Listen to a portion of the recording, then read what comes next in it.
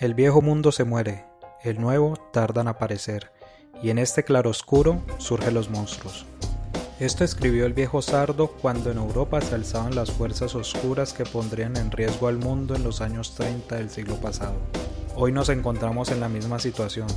Peligros y esperanzas se juntan para hacer del futuro algo incierto. Acompáñenos en este viaje para comprender en qué punto de la historia nos encontramos y avisorar un nuevo horizonte que deje atrás los peligros de nuestra época. Esto es El Mundo en Claroscuro.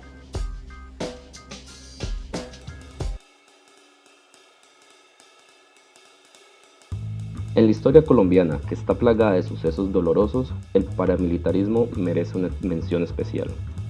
Y es que en Colombia, las élites tradicionales han recurrido a alianzas con los paramilitares como una estrategia política contra los cambios sociales que se han exigido a través del tiempo.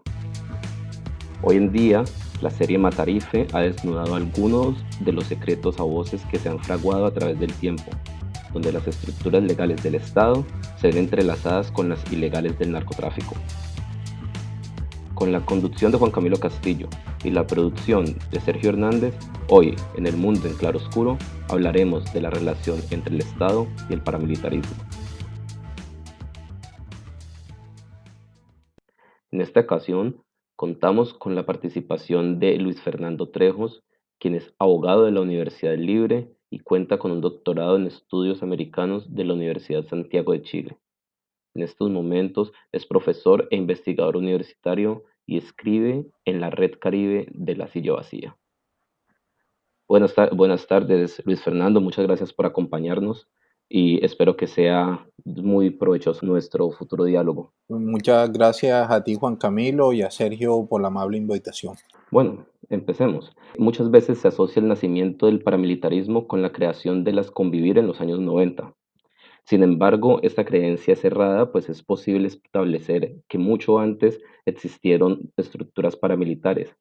Más aún, que existieron leyes que permitían y promovían la creación de estructuras paramilitares. Como ejemplo de estas estructuras se puede hablar de los pájaros conservadores en el contexto de la violencia conservador-liberal de los años 50. Entonces, para empezar, mi primera pregunta sería, ¿cuáles son las formas que ha adoptado el paramilitarismo en Colombia a través del tiempo? Sé que es una pregunta complicada y larga, pero confío en que nos puedes dar una panorámica de lo que ha sido el desarrollo del paramilitarismo en Colombia. Bueno, mira, con respecto a lo que tú dices, el paramilitarismo como tal en Colombia uno lo puede rastrear desde la segunda mitad, desde inicios de la segunda mitad del siglo pasado hasta la desmovilización de las AUC como tal. Tú hiciste referencia a los pájaros. Los pájaros era una especie de policía conservadora, pero que era una policía civil que estaba por fuera de la ley y que cumplía roles de homogeneización de territorios. Y cuando hablo de homogeneización de territorios era que los territorios fueran conservadores, eliminando cualquier vestigio de presencia liberal ahí. Y por el otro lado también de disciplinamiento social en otras partes. Es decir, aquí lo que podemos rastrear con los pájaros es un antecedente relativamente reciente de vínculos entre actores ilegales y agentes del Estado, en el cual la estatalidad se apoya en este tipo de individuos u organizaciones para el control de ciertos territorios hacia los cuales no quiere desplazar parte del aparato institucional. Eso está ahí. Lo interesante de los pájaros es que los pájaros no eran contrainsurgentes, sino que eran antiliberales y proconservadores. Ya cuando uno quiere hacer análisis de paramilitarismo ligado a contrainsurgencia o procesos antisubversivos, si uno revisa o hace un estado del arte de la bibliografía en Colombia, podemos dividirlo en tres generaciones o tres momentos. Uno en la década de los 60, como tú hiciste referencia en la introducción del podcast, ligado a el nacimiento de las guerrillas comunistas en Colombia y avalado y estimulado por el ejército. Hay una resolución interna de las Fuerzas Armadas, en este momento no recuerdo el número, en la cual se estimula la organización de civiles para que participen en acciones contra insurgentes. En ese momento, en el diseño institucional, o por lo menos discursivamente, lo que se buscaba era vincular a civiles para que sirvieran de informantes a las fuerzas regulares del ejército. En los años 80 encontraríamos un segundo momento de análisis del paramilitarismo, o lo que llamaríamos paramilitarismo de segunda generación, y se da en la primera mitad de los 80 con el nacimiento de lo que se conoció como el movimiento Muertas Secuestradores, o el MAS, que fue organizado por el cartel de Medellín como reacción ante el secuestro de una hermana de los Ochoa, que era también un clan familiar perteneciente al cartel de Medellín, y en el cual lo que hace el MAS es organizar a todas las bandas de sicarios que ellos tenían, y con información que empieza a provenir de fuentes oficiales, especialmente la inteligencia del ejército, empiezan a combatir a la insurgencia. Ese movimiento no tuvo una coordinación nacional, sino que tuvo expresiones locales y regionales, pero que tuvo mayores desarrollos en su labor contrainsurgente en Medellín. Ahí logran la liberación de la persona secuestrada, y se dice que el M-19 trató de disculparse con el cartel de Medellín por la afrenta que había hecho secuestrando a esta persona. Después tendríamos un tercer momento o una tercera generación, que es el momento del nacimiento de las Autodefensas Unidas de Colombia, que no es más que una federación de grupos paramilitares y de autodefensa que operaban local y regionalmente sin ningún tipo de coordinación o articulación nacional. Y lo que hace las AUC como tal es organizar esa federación de grupos que tenían mucha autonomía y proyectarlos nacionalmente, dando la imagen de tener una especie de Estado Mayor conjunto y una capacidad operativa de alcance nacional. Y ahora hay un debate abierto si los grupos post-AUC son o no son paramilitares. Recuerden que el gobierno nacional en aquella época fue bajo la administración del expresidente Uribe, hoy senador, los catalogó de BACRIM, de bandas criminales, pero realmente eso es todo y es nada. Y hay otro debate abierto entre algunos que hablan de paramilitarismo y otros que hablan de neoparamilitarismo, que mantendría unos hilos de continuidad con el paramilitarismo AUC, pero que también presenta algunas novedades, y dentro de esas novedades es que se encuentran las mayores dificultades para catalogar el crimen organizado que hoy se mueve en Colombia como paramilitar. Te voy a dar dos diferencias básicas de eso. Lo que hay ahora en Colombia, o este crimen organizado post-AUC, no es contrainsurgente, y eso se evidencia en el terreno. Hoy por hoy, en el sur del departamento de Bolívar, las autodefensas gaitanistas de Colombia tienen pactos de no agresión o paz mafiosa con el ELN en los territorios en los cuales conviven, no se agreden, y lo que han hecho es asumir roles de especialización dentro de la administración de rentas ilícitas. Y antes de su desmovilización, la FAREP, especialmente el bloque Iván Ríos, que opera en toda la región de Urabá, operaba en Urabá, Bajo Cauca y el sur de Córdoba, había logrado también generar un pacto o alianza mafiosa con el Clan del Golfo para dividirse el territorio y coadministrar rentas ilícitas. Entonces tendríamos metodológicamente esos momentos. Muchas gracias por esta explicación. Aquí para las personas que nos escuchan, la resolución que a la que Luis Fernando hacía referencia es la resolución 005 del 9 de abril del 69 del Ministerio de Defensa. Por si alguno la quiere leer, es realmente impactante cómo se promovía la creación de grupos paramilitares. Me quedo con un aspecto de esta definición de las organizaciones criminales después de la desmovilización de los paras en el gobierno, en el primer gobierno Uribe. Y es que así como hay lugares en los que hay cierto tipo de paz mafiosa, a los que hacías referencia, la paz entre las FARC-EP y el Clan del Golfo, o entre el ELN y otras estructuras, o sea, otros grupos neoparamilitares, por decirlo así, también hay lugares en los que existe me viene aquí a la cabeza inicialmente Chocó, donde he sabido, Chocó y toda esta parte del Pacífico, donde el ELN y organizaciones narco-paramilitares, diría yo, están peleando hace, no sé, 1 año o 2 años para ver cuál de los dos controla mejor ese territorio. En ese sentido, pregunto, ¿esas estructuras son suficientes, esas dos características que nos dice para no tacharlos de paramilitares, o hay otras cosas más que haga aún más complejo la definición de grupo paramilitar o neoparamilitar de estas nuevas estructuras? La dificultad, creería yo, está o radica en los vínculos que tengan con la fuerza pública. Es decir, mientras el proyecto paramilitar de las AUC o hasta la tercera generación de paramilitarismo, los vínculos fueron bastante estrechos, especialmente en algunas regiones donde había coordinación y connivencia entre estos grupos, pero a nivel institucional, no solo de individuos.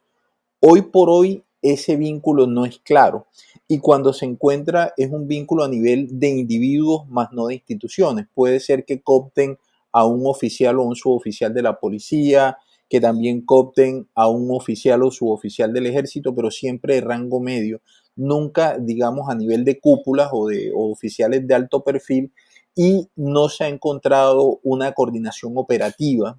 Hasta este momento hay denuncias de comunidades, especialmente en Chocó, en la zona de Bojayá, donde dicen que hay una especie de división de territorio entre fuerza pública y las autodefensas gaitanistas de Colombia. Es decir, que uno sabe dónde están los otros, pero no se agreden entre ellos, pero realmente no hay una evidencia contundente como sí se presentó con las AUC.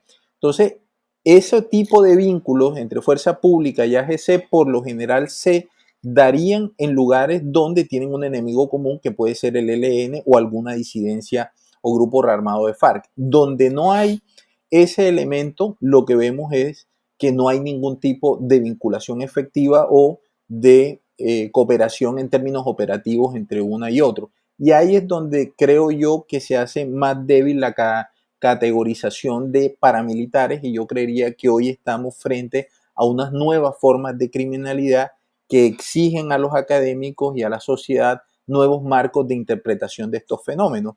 Porque claro, hay una inercia de todo lo que fueron las AUC, y a veces lo que queremos es buscarle la cuadratura al círculo, tratando de usar los mismos marcos analíticos con los que se trabajó el paramilitarismo de tercera generación para aplicarlo a lo que hoy tenemos en Colombia, y no es posible hacer eso. Diferencia, claro, es necesario actualizar también la teoría para poder comprender los fenómenos actuales que han cambiado, ¿no? No es la misma Colombia de los 90 a la Colombia del 2020. Antes de seguir con nuestra conversación, quiero que escuchemos un audio en el que Ariel Ávila explica algunos elementos sobre el fenómeno del paramilitarismo en Colombia. Por un lado, no hubo un solo grupo paramilitar. En los años 90, la Comisión Interamericana de Derechos Humanos constató más de 100 grupos paramilitares. Dos, porque el paramilitarismo en Colombia no fue como el modelo de terrorismo de Estado de la dictadura argentina, tampoco como las patrullas de autodefensa civil guatemaltecas o las rondas campesinas peruanas. Este fue un modelo de paramilitarismo que tenía mucha relación con el Estado, pero era independiente económicamente. De hecho, no era el Estado el que le pagaba a los paramilitares, sino los paramilitares tenían doble nómina, y eso marca sustanciales diferencias en la forma de comportamiento. Lo tercero, porque su violencia, como lo ha dicho el Centro Nacional de Memoria Histórica, es increíble. Empalamientos, descuartizamientos de personas, desplazamientos masivos. Hubo un momento en Barrancabermeja donde los negocios más prósperos eran vender motosierras y vender ataúdes, y eso marcó sustancialmente el mapa político, el mapa de la productividad y el mapa geográfico en Colombia. Bueno, el audio de Ariel Ávila está centrado en esto que has denominado como la tercera generación de paramilitarismo. Dentro de las estructuras y en estas tres generaciones que nos has presentado, creo que la que más está en la cabeza y en el corazón, no por bueno, sino precisamente por doloroso, de los colombianos son las Autodefensas Unidas de Colombia, las AUC. las cuales ven en las convivir un antepasado inmediato. Y entonces quisiera preguntarte, ¿cuál es el tipo de relación que tuvo la AUCE con el Estado colombiano? Bueno, es una pregunta interesante y a su vez es compleja porque lo que hay que entender es que el Estado tiene distintos niveles. Hay un nivel local que son los municipios, hay un nivel regional que son los departamentos y hay un nivel nacional que está en cabeza del gobierno nacional. Las AUC tuvieron vínculos con el Estado diferenciados de acuerdo al nivel en el que se movieron. Es decir, hubo en muchos territorios periféricos una captura total de la administración pública en los cuales el paramilitarismo asumió el control del Estado, desplazando a la autoridad, es decir, dejaron alcaldes, dejaron concejales, pero realmente las decisiones políticas las tomaban ellos. También coadministraron departamentos acá en la región Caribe. Hay casos de 2 gobernadores sancionados por vínculos con estos grupos en el Cesar y en el departamento del Magdalena, y la interacción con el gobierno nacional era un poco más compleja en la medida en que dieron apoyos electorales o brindaron apoyos electorales en regiones y llegaron a espacios de toma de decisión nacional como el Congreso. Es decir, lograron influenciar de manera o permear el Congreso de la República. Hay que recordar las famosas declaraciones de Salvatore Mancuso después de las elecciones de 2006 de Congreso, cuando decía que o afirmaba que el 35% del Congreso eran amigos de ellos, es decir, ellos habían participado en esa elección de manera activa. Entonces, yo sí creo que en las partes a nivel regional, ellos fueron el Estado, ellos se constituyeron en el Estado, no destruyendo la institucionalidad como hacía la insurgencia, sino instrumentalizándola.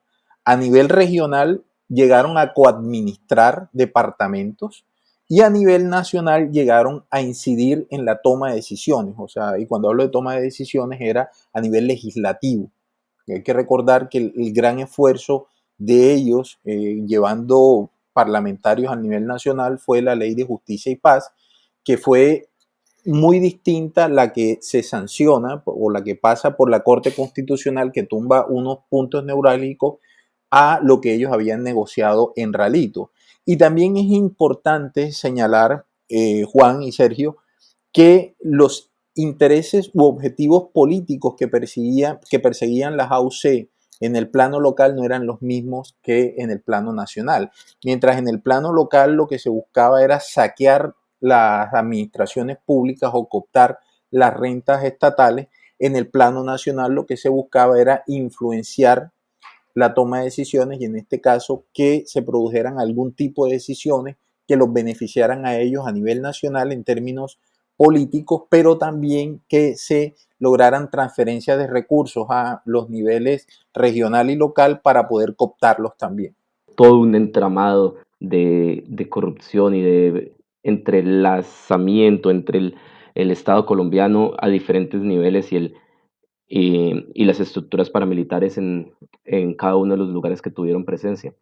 Quiero centrarme en este momento en los gobiernos nacionales. Y es que a nivel de gobiernos nacionales, el de Álvaro Uribe Vélez o los de Álvaro Uribe Vélez, los dos gobiernos de Álvaro Uribe Vélez, han sido los que, quizás me equivoque, pero mi percepción es que han sido los que mayor número de escándalos de relación con paramilitares y con el narcotráfico ha tenido en la historia reciente de nuestro país. En ese sentido, quisiera hacer la siguiente pregunta y es que ¿cuál es el papel del gobierno del expresidente y ahora senador en la constitución de ese estado con fuertes relaciones con el narcotráfico y con el paramilitarismo? Bueno, mira, Juan, es una pregunta compleja porque digamos que él fue un impulsor activo de las cooperativas Convivir en el plano regional, y eso fue en Antioquia durante el tiempo en que él fue gobernador, pero recuerda que las Convivir fueron avaladas por una ley de la República y después la Corte Constitucional es quien las termina reversando. Es decir, él no fue el cerebro de las Convivir, él impulsó en su departamento. Eso hay que tenerlo claro. Y a nivel de presidencia, aquí nos encontramos con dos realidades. Una es investigaciones y señalamientos de organizaciones de la sociedad civil, especialmente organizaciones no gubernamentales de defensa de derechos humanos, e investigaciones periodísticas que lo señalan, que lo vinculan, que lo articulan con este tipo de fuerzas, pero versus a eso o contra eso no tenemos ningún tipo de pronunciamiento judicial sancionatorio. Es decir, él no ha sido condenado ni en el plano local, ni en el plano nacional, ni en el plano internacional. Y mientras no tengamos una condena, todo queda en una especie de zona gris que estaría con un contexto de especulación. Y eso ahí nos pone a hilar muy fino. Pero yo lo que sí creo es que esa nube negra que gira en torno al expresidente Uribe por vínculos con este tipo de organizaciones es solo un eslabón de una larga cadena de hechos que han evidenciado la simbiosis que ha hecho el narcotráfico con las élites políticas colombianas, no solo en el plano local y regional, sino también nacional. Creo yo que ese tipo de vínculos son mucho más evidentes con el expresidente Samper. Ustedes recuerdan que se reconoce y se admite que entraron dineros del cartel de Cali a su campaña presidencial y él logra evadir la responsabilidad manifestando que si entraron los dineros fueron a sus espaldas y hubo unas responsabilidades en unos cargos medios de la campaña, pero el presidente libró su responsabilidad. Y más recientemente, digamos, tendríamos lo del presidente Uribe, que nuevamente tenemos todas estas acusaciones, pero ninguna sanción. Y lo que acaba de pasar con la vicepresidenta actual. La vicepresidenta, su hermano ocultó que su hermano había sido condenado en los Estados Unidos a principios de los 90 por tráfico de heroína. Su esposo también tuvo vínculos de negocios inmobiliarios con un paramilitar y narcotraficante del bloque minero, si no estoy mal, y que fue una investigación periodística la que evidencia todo este tipo de vínculos. El ex embajador de Colombia en Uruguay, en una finca de él, es muy cercana a la ciudad de Bogotá, se encuentra un gran laboratorio de procesamiento de clorhidrato de cocaína y hasta este minuto lo que ha habido es extinción de dominio sobre la finca, pero no hay sanciones. Aquí lo que yo creo es que se debe analizar más allá de la figura de Uribe es este fenómeno que pareciera ser ya estructural dentro de la configuración política del país y es cómo las élites interactúan y se vinculan con capitales del narcotráfico y con agentes del narcotráfico. Porque si estamos hablando de estos casos nacionales en los cuales hay una especie de sanción social, pero que no se traduce en sentencias condenatorias ni en sanciones efectivas por parte de la Administración de Justicia a estos infractores, imagínate en el plano local cómo suceden las cosas. Es decir, esos vínculos son mucho más estrechos por fuera de Bogotá que en el propio centro. Entonces, yo sí creo que aquí hay que ampliar el foco de análisis más allá del expresidente Uribe y que veamos cómo es esa relación que ha tenido, por lo menos en la historia reciente del país, el narcotráfico y la política. Y comprendo lo que dices, pero yo discreparía en el punto en el que, aunque no haya una condena que ratifique, digamos, el hecho de que los vínculos, los posibles vínculos entre Álvaro Uribe y el narcotráfico y muchos de los grupos paramilitares, sí tenemos que, si todas esas denuncias de la sociedad civil fueran erradas, habríamos tenido en el poder 8 años a una de las personas más ciegas y poco inteligentes del mundo, porque incluso su primo hermano y su hermano están vinculados con los dos apóstoles y hasta su jefe de seguridad terminó siendo un trabajador del narcotráfico. Aunque, claro, comprendo el punto en el que dices de que eso más que Uribe es una situación de una simbiosis total en la que el Estado colombiano se ha hecho partícipe de la mafia en forma de un todo y no solamente la figura de Álvaro Uribe como el único culpable o la única persona que ha tenido vínculos con el narcotráfico en el desarrollo del paramilitarismo en los últimos años. Quisiera preguntar ahora por, digamos, un poco más a lo territorial, a lo regional. Y es que muchas veces se entiende que la relación entre el paramilitarismo y el Estado colombiano a nivel nacional es algo homogéneo, como si en el Valle y en Antioquia y en la costa fuera totalmente igual, pero como nos has dicho, eso no es así, sino que ha tenido diferentes procesos y es más al tipo de, sobre todo las AOC, era más una especie de federación con procesos internos y desarrollos particulares. Entonces mi pregunta sería, ¿cómo se desarrolla esa relación entre el paramilitarismo y el Estado, esa simbiosis entre lo legal y lo ilegal a nivel territorial? Sí, yo lo que creo es que es importante y voy a tratar de ir un poco más allá de tu pregunta porque eso también nos serviría para explicar por qué el fracaso continuo de los procesos de negociación con distintos actores armados.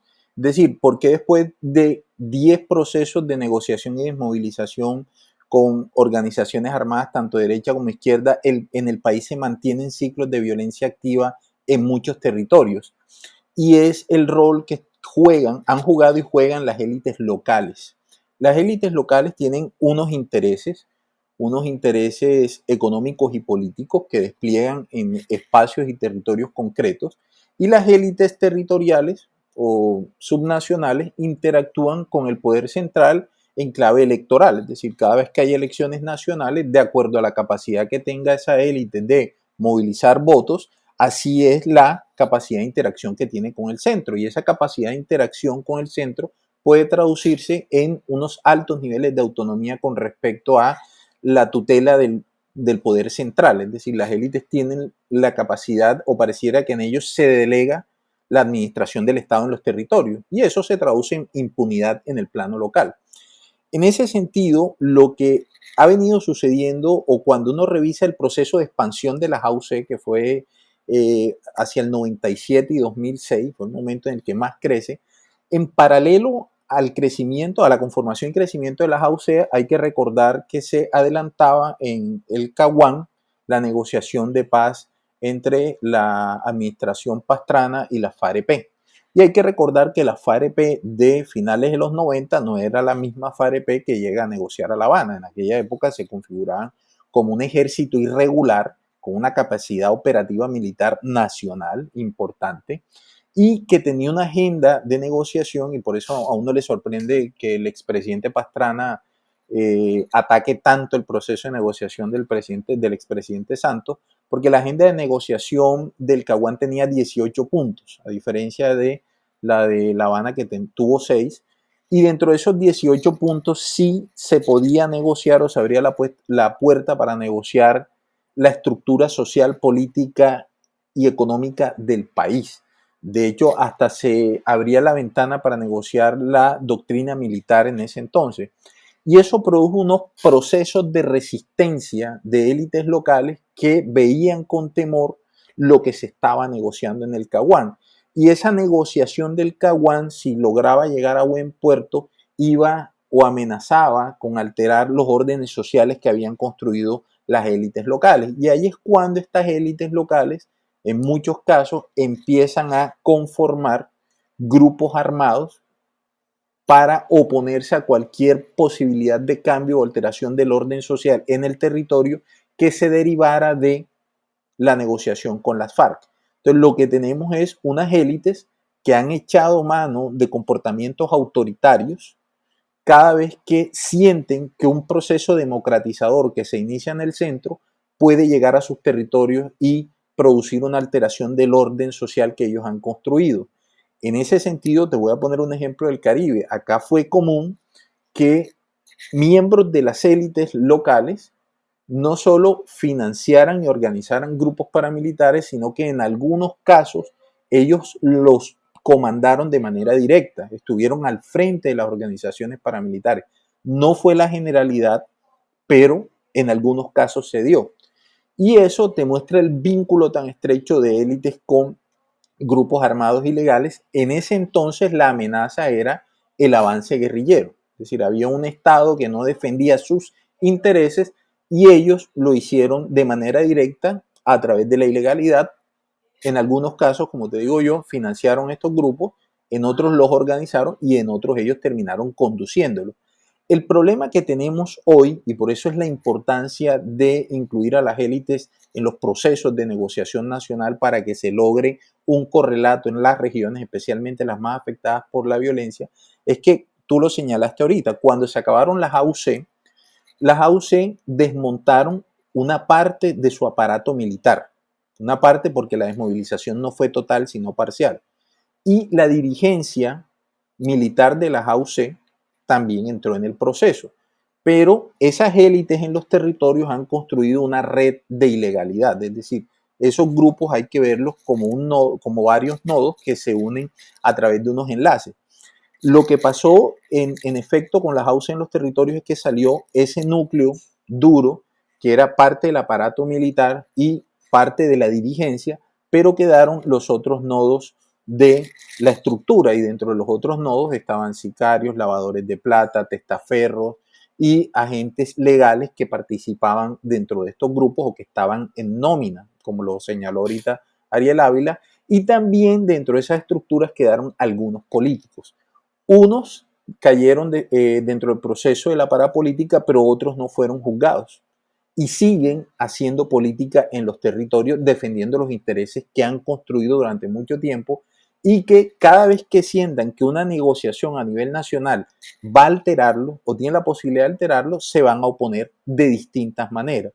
Hoy uno puede entender que puede haber oposición a la alteración de un orden social construido en el territorio a nivel nacional a través de los congresistas que hayan logrado poner estas élites. Esos congresistas pueden oponerse a la implementación del acuerdo por vía legislativa, no votando, saliéndose de las sesiones o construyendo mayorías para frenar avances legislativos. En el plano regional pueden constituir oficinas de abogados o trabajar jurídicamente para frenar procesos de restitución de tierras. Y en el plano local, entonces, pueden recurrir a la violencia para evitar cualquier alteración del orden local.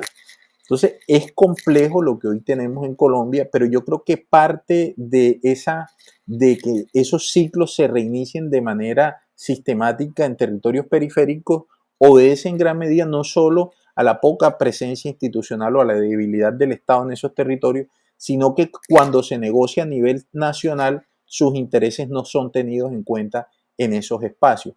Y mientras ellos no se incluyen directamente en esas negociaciones, no va a haber posibilidad de implementar acuerdos de paz en gran parte de los territorios colombianos. Ok, muchas gracias por esa explicación. O sea, tu intervención la resumiría de la siguiente forma, y es que en las regiones lo que se cuenta entonces es una especie de estado paralelo que al mismo tiempo es subsidiario y parte del Estado nacional, lo que lleva al punto de que claro, lo que nos decías, ¿no? Las élites con todos sus vínculos criminales tienen que ser incluidas en los procesos de, digámoslo así, reinserción en la vida civil y para poder lograr una paz en Colombia de alguna forma.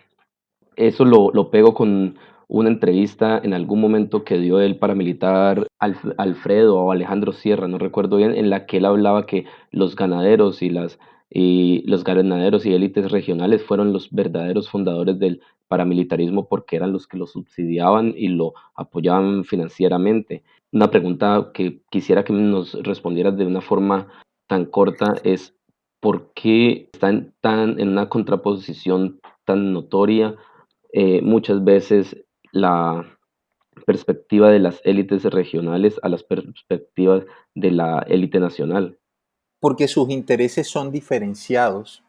Es decir, las élites nacionales durante mucho tiempo solo han interactuado con las élites locales en clave electoral y clientelar. Es decir, si tú me das votaciones, yo te entrego a ti burocracia a nivel nacional, de acuerdo al poder que tenga esa élite en el territorio, pueden darle un ministerio, pueden darle una superintendencia, te puedo dar una embajada, de acuerdo a cómo te has comportado electoralmente, o también puedo llevar a tu territorio algunas concesiones o entregarte instituciones públicas en el territorio para que tú lo administres. Pero no ha habido una coincidencia de intereses en el plano nacional, porque las élites locales y regionales no están pensando en el país, están pensando en cómo sostienen o amplían sus intereses en el plano local.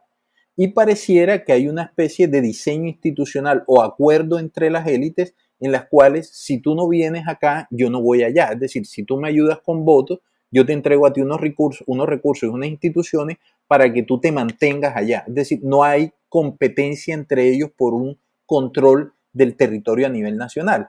Y a veces en esas interacciones el centro sabe muy bien que esas élites en el plano territorial tienen alianzas, vínculos o antecedentes criminales, pero no les interesa. Lo único que le interesa de la periferia es la votación que puedan sacar de allá. Y por eso tuvimos proceso 8000, tuvimos parapolítica, lo mismo que tú dijiste, lo de los pájaros, es decir, siempre el gobierno nacional ha sabido con quiénes interactúa en el plano local, pero muchas veces mira para otro lado porque su interés en la región realmente es el electoral.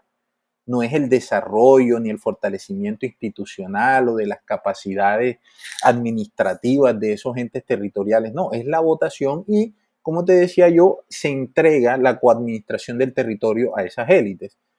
Y a veces, entonces hemos tenido casos como casos recientes, lo que el Guajira ha sido un ejemplo de eso, los procesos de ingobernabilidad que ha habido ahí y en los cuales desde el gobierno o desde el poder central, y en este caso fue el Partido Cambio Radical, dio avales para candidatos que estaban duramente cuestionados, no solo en la región, sino desde el centro, que ya venían organizaciones de derechos humanos, pero también investigaciones periodísticas señalando los vínculos que tenían esos individuos con redes de criminalidad y posteriormente son electos, se saca la votación hacia el centro no ha tenido ninguna dificultad en lavarse las manos y desecharlos.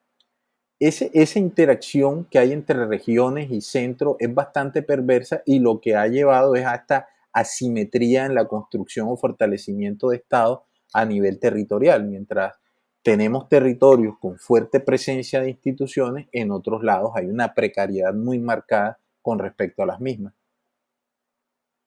Ok, muchas gracias por la aclaración y por la explicación. Ahora, antes de continuar, quiero que escuchemos otro audio. En esta ocasión es una noticia de, valga la redundancia, Noticias 1, la red independiente, en donde se pone de manifiesto una de las millones de acusaciones de la relación entre el expresidente Álvaro Uribe y el narcotráfico. Según los documentos desclasificados del Departamento de Estado de Estados Unidos y obtenidos por el Archivo de Seguridad Nacional, la carrera política del actual senador Uribe Vélez ha estado marcada por sospechas sobre sus nexos con narcotraficantes del cartel de Medellín. Según reportes del The New York Times ayer, Uribe y otros políticos de los años 90 fueron reportados por la Embajada de Estados Unidos en Bogotá repetidamente con relación a las supuestas relaciones de algunos de ellos con gente del narcotráfico. Los archivos describen que en 1993 el entonces senador liberal antioqueño Luis Guillermo Vélez dijo en la Embajada de Estados Unidos que Uribe tenía nexos familiares con los Ochoa y que su carrera política habría sido impulsada con los aportes económicos del cartel. Vélez recordó que Uribe es primo de la familia de narcotraficantes Ochoa Vázquez, muchos de quienes están en prisión en Itagüí, quienes han financiado su campaña política. Los documentos revelan que el senador Vélez Trujillo dijo que el jefe del cartel de Medellín, Pablo Escobar, habría exigido que Álvaro Uribe le devolviera los supuestos favores que esa organización criminal le había hecho, pues necesitaba de su apoyo para garantizar la vida de Pablo Escobar si se entregaba a la justicia. Este tema que hemos escuchado en el audio y otros más son actualmente presentados por la serie Matarife, que entre otras cosas ha sido, por lo menos en esta primera temporada, un éxito audiovisual con centenares de miles de reproducciones en cada uno de sus cortos episodios. Y es que la serie intenta denunciar los nexos entre la clase política colombiana con el narcotráfico y el paramilitarismo, tomando como cumbre de esta relación la figura de Álvaro Uribe. Una serie de este tipo es también un desafío para los canales tradicionales y los medios de comunicación dominantes en Colombia y que tienen una posición históricamente servil al statu quo, y también representa la serie ese nuevo momento que las tecnologías, las nuevas tecnologías como YouTube y Facebook y demás le están permitiendo a otros actores que normalmente no hacen parte de los medios de comunicación dominantes dar otra mirada sobre la situación en concreto, sobre determinada situación e incluso poner temas sobre la agenda pública en tanto resultados de investigaciones periodísticas alternativas, digámoslo así. Respecto a eso, quisiera hacer dos preguntas que, digamos, o sea, no tiene relación directa con la serie Matarife, pero sí con nuestro tema del día. Y es que, ¿cómo analiza usted las estructuras criminales que muestra en particular esta serie Matarife y cómo las ha, digamos, relacionado y presentado al público? Bueno, yo ahí te confieso que yo no he seguido la serie. Yo sí destaco todo lo que tú dices. Me parece que es una forma de democratizar la difusión de información en la medida en que ya no se está amarrado a la espera de acceder a canales tradicionales que tienen unos intereses muy particulares y que filtran o censuran la información. Yo creo que más allá de que esto sea una investigación, es como una compilación de una cantidad de hechos y eventos que han sido documentados previamente, no con un hilo de continuidad, sino a través de noticias o investigaciones muy particulares. Eh, pero yo lo que creería, y esto es mi opinión muy personal y muy particular, yo lo que creería es que la investigación como tal, más allá de generar sanciones sociales, no va a conducir a otros escenarios distintos a los que ya tenemos. Yo creería que gran parte del esfuerzo debiera dirigirse hacia apoyar las investigaciones que ya están en curso, hacia hacer veeduría judicial y seguirse moviendo en ese camino, pero lo que sí termina mostrando la serie, creo yo, o en toda su integralidad, es que el problema de la violencia en Colombia y de la vinculación de institucionalidad y legalidad es un problema estructural. Si bien, como ustedes lo señalan, se puede considerar que durante esos dos periodos de gobierno fue su mayor momento de simbiosis, no ha sido el único. Es decir, ese vínculo no ha desaparecido nunca y no viene o no se inició solo con Ernesto Samper, sino que esto viene desde mucho antes. Cuando se hablaba de parapolítica había que recordar que Pablo Escobar ya había estado en la Cámara de Representantes siendo un narcotraficante reconocido en Antioquia y así ha pasado con otra serie de personajes e individuos, algunos con relevancia mediática y otros no, pero aquí la reflexión debe ser, creo yo, que debe conducir más, el problema que tiene, creo yo, Matarife, es personalizar toda esta problemática y puede llevar a un escenario en el que se crea que la sanción del expresidente o algún escenario de sanción judicial va a acabar los problemas del país. Y no, él es solo un individuo, como les digo yo, que ha sido relacionado con ese mundo, pero uno de tantos. Entonces aquí sí debemos hacer una reflexión mucho más profunda en el sentido de que no es la persona, es la estructura del Estado que tenemos y creería yo que nos debe llevar a unos escenarios reales de discusión sobre el Estado que tenemos y sobre este Estado que tenemos, cuál es el que queremos. Y tal vez entonces tengamos que empezar a tratar de regular o formalizar prácticas que en los territorios pueden rayar con lo autoritario, pero que generan unos órdenes y unas gobernabilidades en esos espacios. Es decir, al final a Colombia hay que pensárselo, así como tú al principio lo hablábamos, que el paramilitarismo no fue homogéneo, el Estado en Colombia no es homogéneo. Y las formas de gobierno en Colombia no son homogéneas, tienen particularidades territoriales. Entonces, creería yo que para eso nos sirve analizar el tema de la vinculación estructural entre legalidad y ilegalidad y creer y tal vez llevarnos a un escenario en el cual podamos cuestionarnos si es posible y viable romper ese vínculo. Es decir, imaginarnos una Colombia en la cual la ilegalidad y la legalidad no convivan, si eso generaría gobernabilidad o nos pudiera llevar a escenarios de caos en regiones. Hacia allá llevaría yo la problematización de este problema. Ok, muchas gracias por tu intervención.